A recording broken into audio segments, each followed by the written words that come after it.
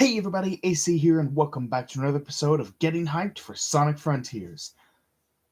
This time, we are going to be talking about the 13th trailer to come out for the game, Sonic Frontiers, answering your questions about cyberspace and more, which was the last video given for IGN's IGN First coverage of the game. And was released on their YouTube channel on June 30th of this year, 2022. And basically in this one, he basically just kind of like answered some basic questions about the game and about cyberspace. And yeah, we did get confirmation in this video about the fact that there's four that he could find, four different cyberspace levels. There's one about Green Hill. There's one about Green Hill. There's one about Chemical Plant. There's one about Sky Sanctuary, and one about Speed Highway. So those are the four that he knows of, but he suspects that there's going to be more, and I certainly suspect that there's going to be more than those four. I'm pretty sure there's going to be more than just those four.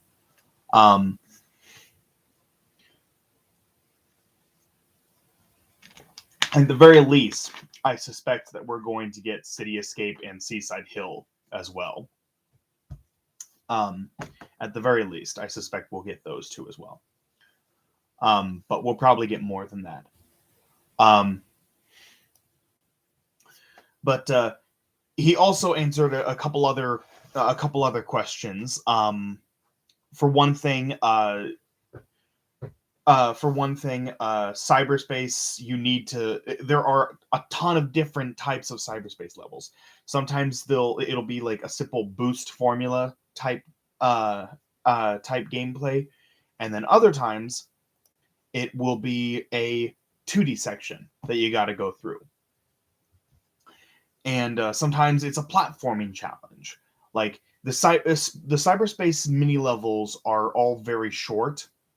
They're very short and to the point, and they have you do one or two things in each cyberspace level. And there are different ways. There are different ways that you can accomplish it, and like red rings that you can collect, and time scores that you can beat. And for every one of these objectives that you accomplish, you end up getting keys that you need to progress in the game. So it's good to go search out these cyberspace levels and find them whenever you can. But he also mentioned that there are these little strange rock-like creatures that are, as he described them, they are kind of similar to Koroks in Breath of the Wild, where when you collect enough of them, you can go to this elder that's of the same race. I can't remember what the race is called off the top of my head. But you can go to this elder of the same race and basically hand them over to him, and he can basically upgrade your top speed or your max number of rings that you can carry. Top speed, obviously, you can use that to make Sonic go super fast. But also the rings, you don't lose all of your rings when you get hit. You lose 40 rings. You lose a total of 40 rings whenever you get hit. And when you have a maximum ring count of 400 or above, once you have 400 rings, basically whenever you're running around, Sonic gets this this blue aura all around him that makes him like super fast. So leveling Sonic's ring max capacity up is actually going to be pretty helpful. And he said that he was able to get that in the 4 hours of gameplay that he did. So I imagine that these things are going to be all over the place. You're going to be able to find them like pretty much anywhere. And based on what gameplay we've seen, it seems like it seems like sometimes you get them as a reward for doing different puzzles in the world, and sometimes they're just kind of hanging around in the world, and you just like run up to them and like you collect them as soon as you touch them.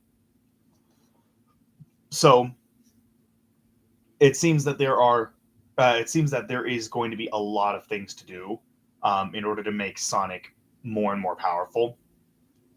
And as far as the combat goes, we know that there is a dodge button, there is a guard button, and there is a parry system. Um, so that's some new information. That's some new information that was revealed in this trailer. So that's great. That's awesome. I love the fact that there is a parry system. I'm never gonna use the guard system for Sonic. I never think to guard in any video game. I always forget that that's something I can do.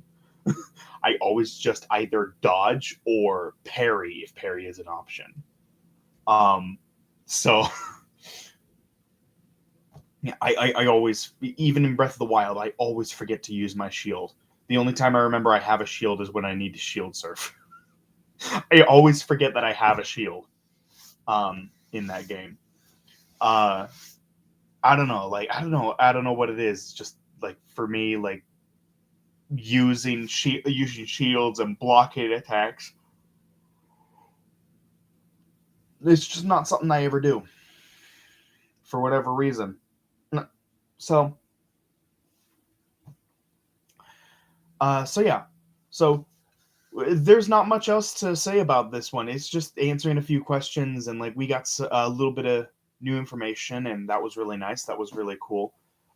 So yeah, I really enjoyed this.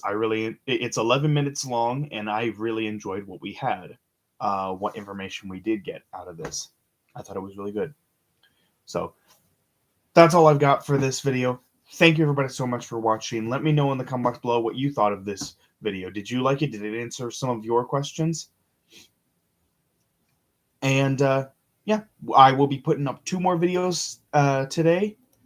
So I've got 2 more. I've got 2 more videos I plan on watching today, and then after that, we're down to the last 4. After that, we're down to the last 4 videos. After that, we'll be down to the last 4 videos, and those are the 4 videos that have actually come up pretty recently. I haven't watched any of these 4.